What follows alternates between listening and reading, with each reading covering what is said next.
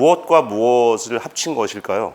볼륨, 여긴 볼륨이고 이 앞에 바이는 바이오 컴패터블이라는 뜻이 있어요. 생물 친화적인, 응?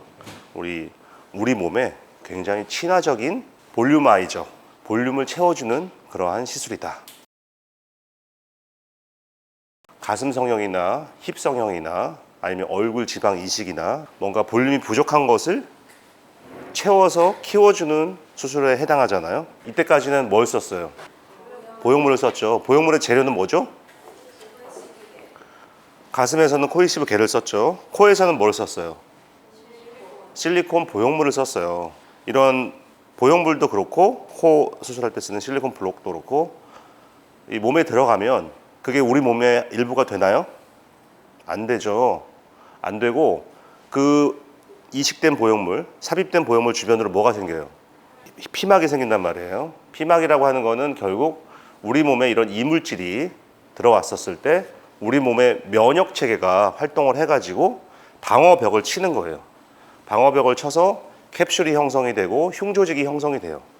그러면 때로는 우리가 원하지 않는 너무 과도한 흉조직이 생겼을 때 코에서도 구축이 생겨서 코가 짧아지는 현상이 생기기도 하고 가슴 같은 경우 구축이 생겨서 어떻게 돼요? 보형물이 이렇게 펼쳐지지 못하고 찌그러져요. 그럼 촉감이 어때요? 단단해지죠. 그런 걸 우리 이른바 구형구축이라고 하는데 결국은 이런 합성 물질들은 우리 몸에 들어왔었을 때 항상 이런 면역 반응을 일으키게 되고 그 면역 반응이 비정상적으로 과하게 생겼을 때는 다양한 부작용을 초래합니다. 이런 생각을 해본 거죠. 그러면 이런 이물 반응이 적은 재료를 사용해서 어떻게 볼륨아이징을 할 것인가. 거기서 시작된 게 바로 바이볼 성형입니다. 바이볼 성형. 바이오 컴패터블 볼륨아이저란 뜻이고 우리는 바이볼이라고 부릅니다. 특허청에 상표 등록을 마친 상태예요. 세상에 여기저기서 다 하는 시술이 아니라 봉봉에서 시작이 되었고 봉봉에서 가장 잘하는 시술이고 이 단어를 쓰는 것도 일단은 여기서만 쓸 수가 있어요. 그래서 이 바이볼로 하게 되면 우리가 보형물 없이 어느 정도의 가슴 확대, 엉덩이 확대가 가능합니다. 여러 가지 장점들이 있어요. 일단 여러분들 아시겠지만 그 많은 양의 그 동종 진피와 히알루론산을 섞어가지고 넣었을 때 여러분들 뭐 합병증 생기는 거 보신 적 있나요? 안에서 이물 반응이 생기거나 염증이 생기거나 그런 거 본 적이 없죠. 물론 초반에 히알루론산 함량을 좀 과하게 넣었을 때 피부가 얇은 환자에 대해서는 약간 물이 차는 현상, 약간 빨개지는 현상들이 있었었고 우리가 그런 것들을 확인을 하고 이제 일정한 비율로 요거를 섞는 그런 우리만의 노하우를 갖게 됐어요. 그래서 이제는 대단히 안전하게 이 시술을 할 수가 있는데 이 시술을 가능하게 한 그 기반에는 뭐가 있냐? 인체로부터 유래한 동종 진피를 우리가 쓸 수 있게 되었다는 게 이 시술을 하게 된 원천적인 바탕이에요. 그러면 동종 진피란 게 뭘까요? 같은 사람 인류에서 채취한 진피. 진피. 그러면은 살아있는 사람한테서 채취할까요? 사체. 그걸 이제 카다바릭 스킨이라고 하는데 일단 우리가 죽을 때 우리 몸을 기증을 합니다. 우리가 몸을 기증하죠. 왜 기증을 하냐? 아픈 사람을 위해서 내 몸을 사용해 달라는 좋은 취지로 내 몸을 조직을 기증한다는 서약을 해요. 서약을 하게 되면 그 사체 중에서 우리가 유용하게 쓸 수 있는 재료들을 수거를 합니다. 피부 따로 분리를 하고요.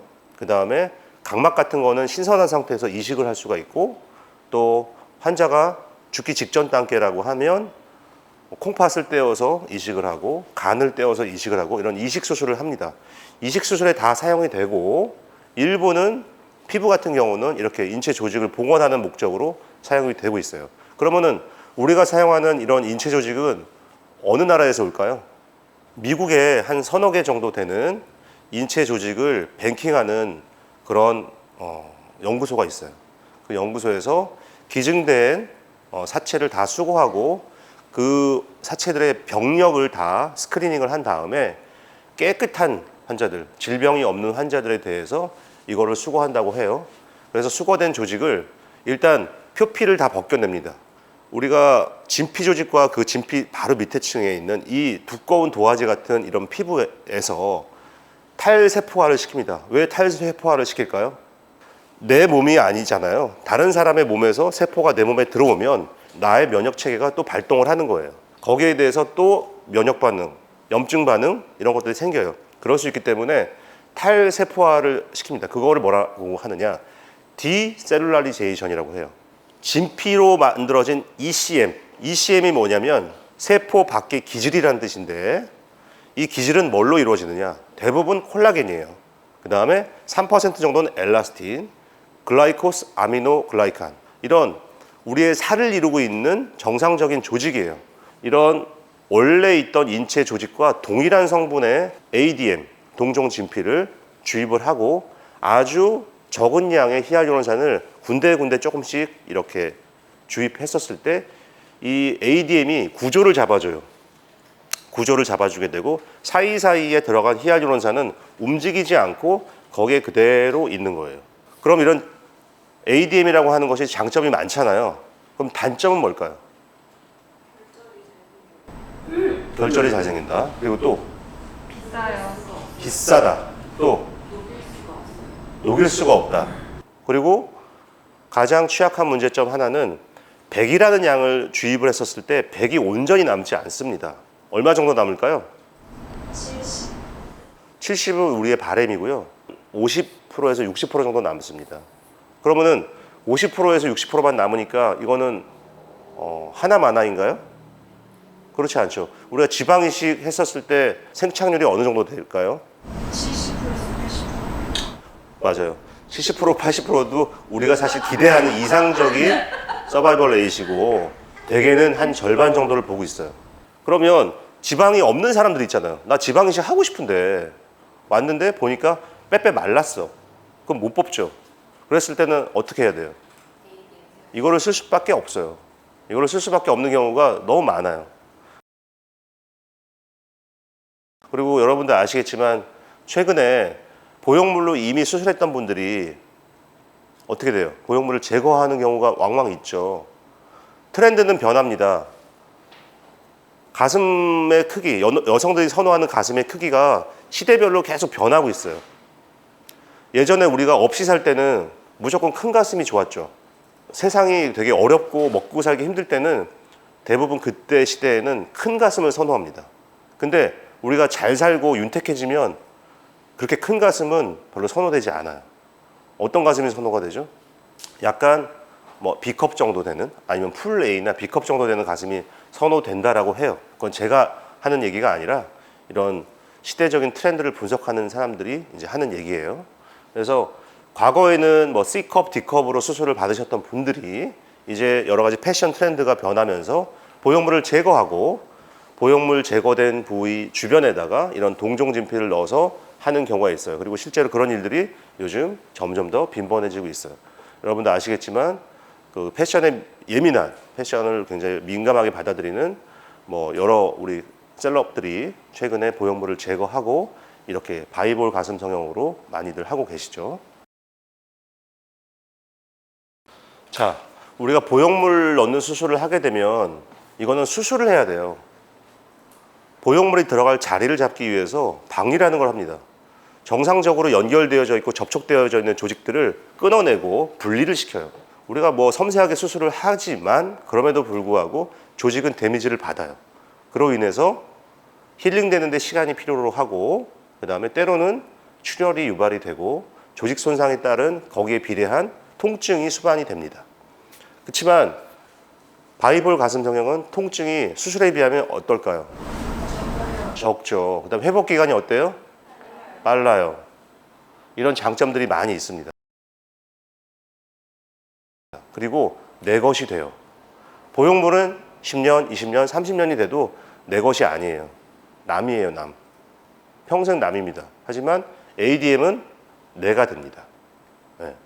우리가 그 어린이들 노는 놀이터에 가면은 정글집 같은 게 있어요. 어찌 보면 ADM이라고 하는 거는 우리 몸속에 정글집을 집어넣는 거예요. 저는 이제 바이오 스펀지라고도 부르는데, 스펀지가 어때요, 여러분? 이렇게 짜면 부피가 줄죠. 근데 프레셔가 사라지게 되면 원상태로 다시 이렇게 펼쳐져요. 익스펜전이 되죠. 그리고 그 안에는 다공성 구조로 되어 있어요. 공기가 많은 구멍이 숭숭 뚫려 있는 구조예요. 마치 그 정글집처럼 되어 있단 말이에요. 그러면 우리 몸속에 정글집을 이렇게 딱 넣어놨어. 그러면은 그걸로 인해서 스페이스가 만들어지죠. 그리고 그 안에는 다공성 구조, 공간이 숭숭숭숭 뚫려 있어요. 그게 시간이 되면서 어떻게 될까요? 메꿔져요. 메꿔져요. 게다가 또 이것도 마찬가지로 줄기세포를 자극을 합니다. 자극을 해서 우리 몸이 재생될 수 있게끔 하고, ADM을 아주 모래알갱이처럼 아주 미세한 분말로 만든 것이 요즘에 나온 맞아요. 엘라비에 리트오라는 건 뭐냐면 결국은 똑같은 ADM인데 이거를 믹서기로 오랫동안 갈면 어떻게 돼요? 우리 조미료에 쓰는 거 멸치도 믹서기에 갈면 어떻게 돼요? 파우더처럼 되죠. 분말화 되죠. 그런 거라고 보시면 돼요. 쉽게 얘기해서. 그거를 물에다 개어서 쓰는 거예요. 그러면 눈밑 같은데 아주 기가 막혀요. 눈밑 다크서클 이런 거, 이런 동종 진피가 이제 차세대에 가장 각광받는 스킨 부스터가 될 거고, 인체 조직을 재생시키는데 가장 많이 주로 활용될 수 있는 재료예요. 그래서 이런 트렌드라는 게 있어요. 제가 확신하건대 이것저것 다 있지만 이게 이제 떠오를 거예요. 동종 진피가. 그러면 이 동종 진피는 이 원료를 무한정으로 우리가 갖다 쓸 수 있느냐? 무한정으로 갖다 쓸 수 있을까요? 확인해 봤는데 무한정까지는 아니지만 시장에서 원하는 재료를 서플라이 할 정도로 충분한 원재료가 있대요. 네, 그러니까 원재료 공급에 대해서 우리가 걱정을 안 해도 될 것 같아요. 이 바이볼 가슴 성형이 이제 차세대의 어떤 트렌드가 될 겁니다. 그리고 그 트렌드에 있어서 우리가 시작을 하게 된 거고, 그러면 바이볼 가슴 성형은 용량이 딱 정해지지 않아요. 그리고 한 번에 끝나지 않아요. 물론 지금은 재료비가 워낙 고가이다 보니까 거기에 비례해서 수술비도 높아요. 그렇지만 이게 이제 대중화가 되다 보면 아마 그 프라이스, 원료 재료비는 조금씩 떨어질 거예요. 이것도. 그러면 시술비도 떨어져서 대중들이 좀 더 저렴한 가격에 시술을 받게 될 거고, 보톡스나 필러는 한 번에 끝나나요? 아니죠. 한 번에 끝나지 않고 반복 시술을 합니다. 이것도 마찬가지로 바이볼 가슴 성형은 일생에 한 번 하는 시술이 아니라 내가 원할 때 언제든지 다시 재수술을 받을 수 있어요. 그리고 내 거가 돼요. 부작용이 거의 없다. 자, 여기까지가 지금 제가 말씀드린 바이볼에 대한 개요예요.